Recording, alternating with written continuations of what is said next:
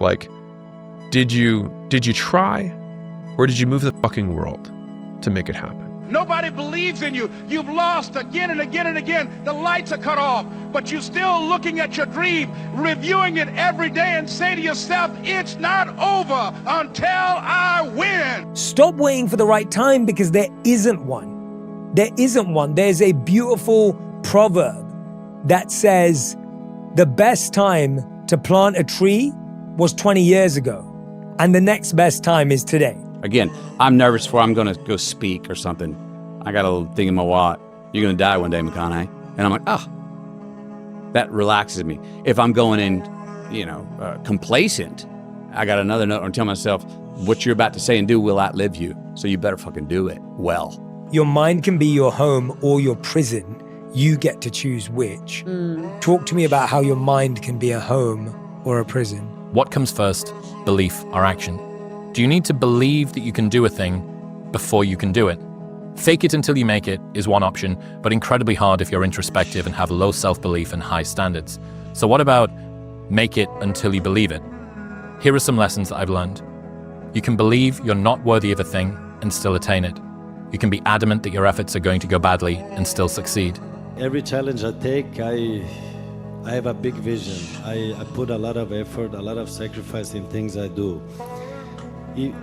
If I don't do it, it means I don't believe in it. In this, I believe very strong, and I will not give up until I'm top of the world. So that's the way it works. You aim for the top, you don't aim for the second. Second place is the first place among the last ones. Are you settling, or are you moving mountains? And I really like that. Because whenever I'm looking at these choices that I feel sometimes feel bad, I'm like, is there another option that I could see if I move the fucking mountain? Most things are hilariously easy to do. It's just more easy. It's easier to just do nothing. Most people do nothing and get nothing and are dissatisfied because their expectations that they would get something for that nothing of work. What's crazy is that the highest levels of effort are so rare amongst people that you can unlock most things in the universe with it by just really trying like your life depends on it. Because it does. Damn, Locke, come on! What's the matter with you? Tomorrow. There is no tomorrow. There is no tomorrow. It sounds like you're not really willing to get in the arena with yourself, period. And so I think for a lot of men, when I hear that, I'm like, you're scared to know who you really are. You're actually just afraid. And that's okay, but don't fucking lie to me that you're just not afraid of who you actually are. The moment you take action, your life will change.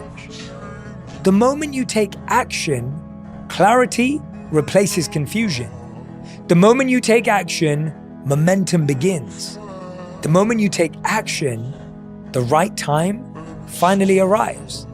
The moment you take action, you stop waiting for permission. Not everything that's happened to you in your life is your fault, but whatever it is that you have, it is your responsibility to work through. Will Smith also said this, right? Where it's like, it's not my fault that my father was an alcoholic, but it's my responsibility to do with it because it's a reality that I have, and I have to work through those things. And so for me, it was like, it rang really true where I was like, okay, it's right. And if my life is going to change, I have to be the person to change it. What comes first, belief or action?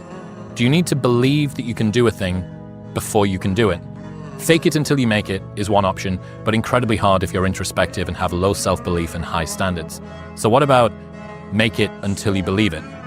Here are some lessons that I've learned. Momentum doesn't come from knowing where you're going. It comes from knowing that I don't want to be here anymore. That is so important because so many people stay where they are because they don't know where they want to go next. People are so constrained in their thinking of what level of effort is because they haven't considered what trading way more for that thing is. But they would be willing to trade far more for that thing if the trade were clear. But because they've never tried hard at anything, they just think, oh, this is what trying looks like, which might be like the occasional Google search and a couple hours a week of watching some videos on YouTube on something. It's like, that is not trying. That is not trying. If you cannot count the amount of repetitions that you're having in the hundreds, that is not trying. Struggle doesn't mean you're on the wrong path. It usually means you're on a real one, right? Struggle doesn't mean you're making a mistake. Struggle could mean that you have a lot to learn to get to this goal. If you give up because something's hard, it means you didn't care enough about the thing. That is not solving it to feel good. Not feeling good is part of what gives you drive. It either destroys you or drives you. You have to make those choices. And most of us will not let it destroy us if we don't medicate ourselves, if we find a way to push through. But if you don't have to, people go for comfort. And comfort will never make you proud. Comfort will make you strong. And questioning that over and over and over again is not to lead you into this abyss where there's nothing real. It's to get you closer to who you are, to what really matters, to what that essence of you is, to what you're meant to accomplish in life. And once you reach that inner kind of gold, then you have a degree of certainty. So I knew from a very young age that I wanted to be a writer, right? I had a struggle to figure out what kind of writing I wanted. But knowing that's who I am, probably about at the age of 8, it allowed me to go, I'm not interested in that. I don't want to do that. This isn't important. Everybody else feels, or to me, it always seems like everyone else has got it together. Because I get to see only what you choose to say, only what I'm around you doing that I get to see, whereas I get to observe my own inefficiency and foibles 10,000 times a second, right? I get to watch the texture of my own mind be completely unresponsive and useless. I see every single prideful decision, every single lie that I tell myself, every single time I make a promise and don't keep it. But I don't get to see that from everyone. So I'd always presume, because of this asymmetry, that everybody else had it sorted and I didn't. And it also made me think that everybody else's opinion was this perfectly balanced, well-researched, beautifully, they had me nailed down to a T. And what they were telling me was the truth. The distance that we can shrink between wanting to do something or thinking something should be done and it being done is a direct indication of our personal power in our lives. And so that has helped me basically think, don't be a powerless bitch. Just shrink the gap. You do not become confident by shouting affirmations in the mirror, but by having a stack of undeniable proof that you are who you say you are. Outwork your self-doubt. And ultimately, hoping that you're going to be able to... believing that you can think your way out of a thinking problem is like believing you can sniff your way out of a cocaine addiction, right? You have to give yourself something else that's going to step change where you're at. I was hypnotized last week after we met. And that, I said to her before she hypnotized me, I said, I get it from hours and hours and days and decades of being in the grind. So when my time comes, when I fail and I fail and I fail, I go back to that big ass belief that I've built myself, and I know I will fucking make it. So whatever your belief is, however you gain that belief, I gained mine by going into the damn dungeon and staying there. And there's sort of two things happening at once here. One is you can work way harder than you think you can. Yes. And another one is most people work so not hard that even a small amount of working hard puts you into a rarefied strata of people. And both of those things are true at the same time. I'm a win wherever I go. Wherever I go, I'm a win. I don't care where I go. I don't give a damn what team I go to, I'm a win. I'm a win regardless. It don't matter. You're never, ever, ever, ever going to feel like doing the things you need to do in order to have what you want. You're always going to need to push yourself. You're always going to need to parent yourself. So what is the net advice on this? What is the bottom line? The bottom line is no one's coming. No one. When all that fear that's in your head, all the what ifs and the scenarios that you create inside your own mind that are way worse than anything that is actually going to happen, they all disappear when you go. So just take action and start moving forward. Action is an antidote to anxiety. Man, action is an antidote to all kinds of problems. I have nothing to lose. And that was when, if everybody who's like at the bottom and feels like they have nothing going for them, reframe that as I have nothing going for me, which also means that I have nothing to lose by taking action, it makes you a much more dangerous person. And I think that was the flip that I've had repeatedly shown to me in my life that allowed me to take the step that I was afraid to take. thing I believe is that you got to be willing to do what others aren't, right? Oh. Want to have what others won't. You got to be willing to do what others don't. 30 days ain't gonna do shit for you. The permanent, you wanna make it permanent. Permanent, you start talking about a year, 18 months, 2 years, that's a sacrifice. And when you commit yourself to something for a year, you're not gonna say, oh, I'm gonna let that go. Because in your mind, you have it clear as day. That year took a lot out of me. That year built me.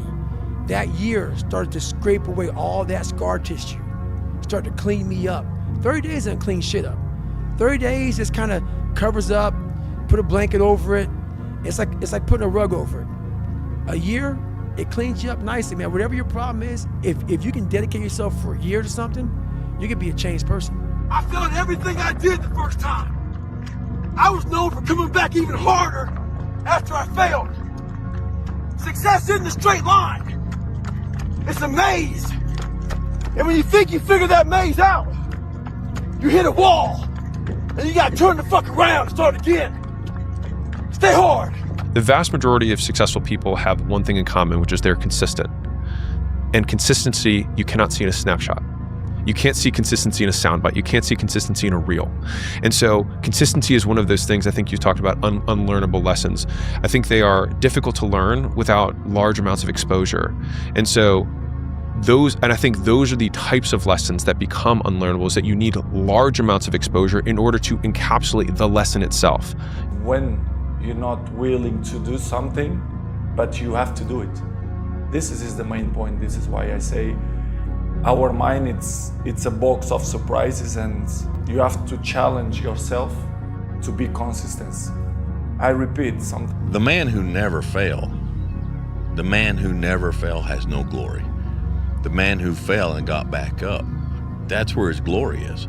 The man who fell 20 times and got up 21 times, that man has even greater glory. Wow. That man has more courage, way more courage than the guy who was so strong from birth that he never failed. There's no glory in that. Missing out on risk is that we have this big fear of this thing, when the reality is that if you risk nothing, you become nothing. You are nothing, because nothing ventured, nothing gained. You're not going to get what you want by never risking what you have. And the thing is that the things that we have aren't always material. And I think this is actually one of the big misconceptions of people who are starting out, is like, I can easily stand here and say, you were the most dangerous in the beginning because you have nothing to lose. Change is an action-based affair. You cannot make a change by ruminating in your mind. And I have a tool that I think will be helpful for this. And that tool is a phrase, and that phrase is mood follows action. Instead of waiting for the feeling to inspire the action, take the action and enjoy the feeling as a consequence of having undertaken it. My life had come to this crossroads where I'm like, man, you have to go right. And no one was going right. Everybody was going left. I'm like, you have to go right. And to know the pain and suffering I was about to endure by going right, the amount of accountability and failure I was going to witness and suffer by myself alone on this journey, it was daunting. In those moments, those are the moments of truth that no one sees, where you're at your breaking point. And that's where faith comes in, honestly. You have to believe in yourself. You have to be able to hold that vision for the better life of your aspirations. The truth is, the real work is in the drudgery. Correct. And the difficult, anonymous work of shoveling shit every single day. Let me be very clear. I'll never give up. Never. Future you is your biggest ally, period. Past you is completely dead, by the way. Future you is gonna exist soon, and you're gonna wanna be a future you that you look back at as many points as possible in a future you world to be like, damn dude, old me set the shit up good. Yeah, Gwynder Bogle says your future self is watching you through your memories, whether it's with pride or regret depends on what you do now. What comes first, belief or action? Do you need to believe that you can do a thing before you can do it? Fake it until you make it is one option, but incredibly hard if you're introspective and have low self-belief and high standards. So what about make it until you believe it? Here are some lessons that I've learned. You can believe you're not worthy of a thing and still attain it. You can be adamant that your efforts are going to go badly and still succeed. I want to own 100% of the suffering I went through in my life. I don't want anybody telling me, hey, Goggins, you can't say this. I would lose my shit. I suffered this badly, and you're gonna fucking tell me I can't say this? There've been all kind of problems with that one. So I made sure that I wanted to own all of Can't Hurt Me and own all of my own life story. So that's what it really is all about. You don't have to feel good about it. You just have to keep going. The feeling will pass, but you will remain. You are greater than your feelings. Going to bed late and waking up early to work for a few days won't kill you. You're not going to burn out. You're doing what it takes. If you're one of those people that push work-life balance, just remember, the people who like working a lot don't care. I've never regretted trying harder at anything ever. Hard times last long, but an epic story feels like a lifetime. And almost every successful person that I have ever encountered has gone through not a month or a year, but many years of doing work without reward, where they have to do things that other people find boring, and they have to sacrifice things that everyone finds interesting, that most people want to do during that entire season of their life. And they basically sacrifice a season of other things that they would prefer to do stuff that they would not prefer to do because of the one thing they want most. And that's the Rocky cutscene. And instead of lasting 5 minutes, it just usually lasts 5 or 10 years. You gotta change your mindset to know my whole job now is at 4 o'clock in the morning. I get the shit kicked out of me for 18 months. You gotta create that new norm. That has to be your lifestyle. You are the master of your own mind. Create that masterpiece. Be proud of yourself at the very end of it all. I said, well, I don't know whether it's going to work or happen as well, but I know that if you did the work, it's likely to happen. Yeah. And I go, but are you willing to do the ugly? Yeah. He said, what do you mean? I said, the ugly. All right, you got one life. And that one life, the goal for us is to live it to the best of our ability from the beginning to what's said the end. In the middle, in the beginning, middle, you're going to do things, you're going to make mistakes, you're going to fuck up. You're supposed to learn and then move forward with the understanding of what not to do. And when you move forward, life may get better, it may not, but somewhere along the lines it's going to click. And everything that I went through back here was supposed to happen so that now that I'm here, I'm able to go ahead with such a high level of knowledge, and I can make other people better. I can make myself better. I can do more for my family. Something happens. Disappearing means doing the work. It means doing the work in the dark. It means building in private what you don't need to prove in public. It means doing the work when no one's watching. You stop worrying about what people think and start valuing what you believe. Because a life that looks good or sounds good is nothing compared to a life that feels good. Self-esteem is earned by yourself, with yourself. What people have said has zero impact on your self-esteem, and telling people they're great or not great does not change it. The way you develop esteem for yourself is by doing difficult things that you know are right. When you do something that you know is right, even though it's difficult, your esteem for yourself grows. And do you believe a better version of yourself exists? And take responsibility to take that into action. And the reason that question to ask yourself is, do you believe a better version of yourself exists? Is because if you say yes, you are admitting that you have faith. You have faith that a better version of yourself exists. And the only way to move forward in life is by starting and just taking action. There's no book or a 12-step program or perfect way that it's going to organize things. And this sounds super trite to say, I know everyone knows that, but people still don't do it. Awareness doesn't mean anything. Action is all that matters. We finish everything. You start it, finish it. If you're going to do it to try and be the best. Not be better than other people, be the best for you. If you're in school and you're going to class, I'm not asking you to get straight A's. I'm asking you to get the best grade that you can possibly get. Dare greatly, motherfucker. Like, what's the point? Like, if we fuck up, we die trying. You know what I mean? Like, so what? But like, we're gonna still fight like hell to try and make it happen. You have to believe on some level that you can hit it, and you also have to believe even more that you will die trying. And I think that your commitment has to be to the effort that you're willing to put forth and completely divorced of the outcome. You don't have to feel good about it. You just have to keep going. The feeling will pass, but you will remain. You are greater than your feelings. Going to bed late and waking up early to work for a few days won't kill you. You're not going to burn out. You're doing what it takes. If you want an extraordinary life, which my definition of that is life on your terms. Like, what's my idea? It might be different than yours completely. Some people, it's 3 beautiful children, a white picket fence. Some people, it's building a multi-billion-dollar business. Somebody else, it's writing poetry, right?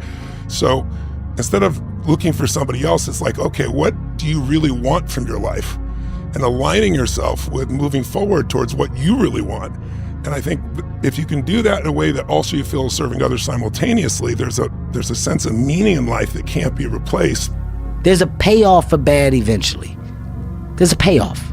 It can't be bad, but for so long. If you got the strength and the understanding to realize that, shit will change. It will change. It's impossible. It's just like poker. I don't know if you play poker or not. I don't. If you play poker, you can run bad forever, but it will eventually turn around once you grasp the understanding of the game. Eventually, it's going to turn around. Blackjack, you're never going to beat the casino, but eventually you're going to have a good run. If you catch a run, you'll do good. Get the fuck out of there. You waited long enough for it to happen. Here it come. Catch it, leave. Anything in life will eventually turn good. Hell is when you look at who you could have been and realize that you're not that person. And then I think, if I were to make that man, what would I put that man through to make him who he is? Like, it wouldn't be easy times. It wouldn't be quick wins. It wouldn't even be easy wins. It would be the toil and the struggle of achieving and reaching for things that are right out of grasp, that are right above my threshold, and continuing to do that to like lift the weight, to build the muscle, to break it down and do it over and over again, because like that's what creates the character traits that are the man that I want to be. And so when I'm going through those like really harder times, I like to think of like looking in my mental mirror of like, I'm making you. I'm not there yet, but I'm making you. We don't rise to the standards we have when others are watching. We fall to the standards we have when no one is watching. The only work that really matters is the work that no one sees. It shows you who you really are rather than who you say you are. Is know that when no one's watching, I work harder than when they're watching. And thinking about it like that has given me this persistent and ever-present scorecard or third party that's like, no one's watching, which means now you have to work because otherwise you're full of shit. I don't have enough because it's not over. It's not over. It's not over. So, you know, when you put a cap on it, you're putting a punctuation to it. Mm-hmm. And the ambition comes from seeing what's out there that can be obtained. Identity is the controlling force of human being. If you are of an identity that says, I always find the way to victory, you will find the victory. What makes people, by the way, miserable is when they feel events control them versus they control events. And all it is a shift in here and here, right? So your identity is everything. And so you have to be careful because very often in life, we identify to who we were a while ago. Like if I asked someone in an event to do something, I'm not that kind of person. Well, when did you decide what kind of person you were? 5 years ago, 10 years ago, 20 years ago, 30 years ago? Would you use a phone from 10 years ago? You'd be an idiot. Why would you use the same old identity? I just remind myself, this is where most people stop, and this is why they don't win. And this relates to another one, which is a reminder for the gladiators in the arena who feel beat up and scarred with no hope in sight. Building a business is hard. Hard feels shitty. This is what hard feels like. And this is why most people can't do it, but you can. This is what hard feels like. If you want to be exceptional, what you're doing right now is average or even below average. And if you want to continue to be average or below average your whole life, then continue doing this. But you need to make a serious change and start doing hard shit and letting go of the easy shit, the comfortable, pleasurable shit. Abstain from that to make a better version of yourself. Pain isn't proof of misalignment. It's proof you're growing. It's proof it matters. And ultimately, it reveals to you whether it matters enough. If you give up because something's hard, it means you didn't care enough about the thing. We do the most difficult things as humans for things we care about. One thing I would say is sometimes for the sake of your own soul, even if you don't like it anymore, finish the damn thing so you have a sense of, I finished it, I did it, I actually accomplished it. It wasn't much fun, but now I know what it's like to finish something. I'm not going to set that pattern in my life of having half-fulfilled dreams, half-assed kind of thoughts and wishes. I'm going to actually finish something to the end. No single workout or meal is ever impressive on its own. The reason so few people understand success is consistency never looks impressive in the moment, only at the end. You don't get to see the process. You don't get to see what trying looks like, right? Trying is opaque. Outcomes are obvious. You can try way harder than you think you can, and most people aren't trying at all. My new norm is you get up every fucking morning at 4 o'clock and you suffer. This is your new norm. That became my new fucking life. Most people want to get out of it. I said, no, motherfucker, this is your new life. This is who you are. Your new norm is you wake up and you suffer. And I started realizing if that's my mentality, this shit ain't hard anymore. Right. Your fucking new norm is you wake up, you get in the fucking cold water, you're gonna be here till the shit's fucking done. Unconsciously, things wheels are turning in there, and your frustration is merely a sign that you're not aware of the progress that you're making unconsciously, and you have to push through it. And at that time, at mile 81, something clicked that I'll never probably be able to do again, when my mind, body, spirit, soul, everything just connected. And my mind knew I wasn't fucking around anymore. It knew I wasn't gonna quit. It knew that guy was dead and buried and gone. And I was gonna die out here on this fucking Walmart for whatever reason why. It was nothing. It wasn't about nothing. There was no nothing. It was a bunch of people who didn't know who the fuck I was, and it was me against me. And I used all these different dark places to start bringing out light. Future you is your biggest ally, period. Past you is completely dead, by the way. Future you is gonna exist soon, and you're gonna wanna be a future you that you look back at as many points as possible in future you world to be like, damn dude, old me set the shit up good. Because once you hit the top of the fucking mountain, guess what happened? I'm good. I'm good, so you wonder why you're falling down now. Because once you reach the top of the mountain, you gotta build a fucking another one. That's mediocrity. There's a lot of people in mediocrity who have a nice resume. What are you fucking doing today, tomorrow, the next fucking day? That's why I don't listen to theorists. I don't listen to all that bullshit. I listen to a motherfucker who's like this, man. What's wrong, man? I'm fucking tired, dude. Why are you tired? Because tomorrow, I gotta do the fucking shit again, man. Whatever the shit is that made me fucking nauseous and sick to my stomach, it made me hurt. There's no ending. You know, success is all about a lifestyle. I lived the lifestyle of the champion at 14. Discipline. It's all about discipline, doing what you hate to do, but doing it like you love it. That's what it's all about. Because the harder that you try, the easier it gets. And so it's like, if you can just learn to love what trying hard feels like, and then you do those things, what happens is you realize that it's actually not that hard because you put so much work into it, and the bar from other people working is so embarrassingly low that they then ask you how you did it, and it must be easy. Instead of spending time getting in the mood to work, just start working. Confront the work. People think they need perfect conditions to start, when in reality, starting is the perfect condition. I'd say one of the strongest mental frames that has gotten me through my hardest times is thinking this will be the story that I will one day tell.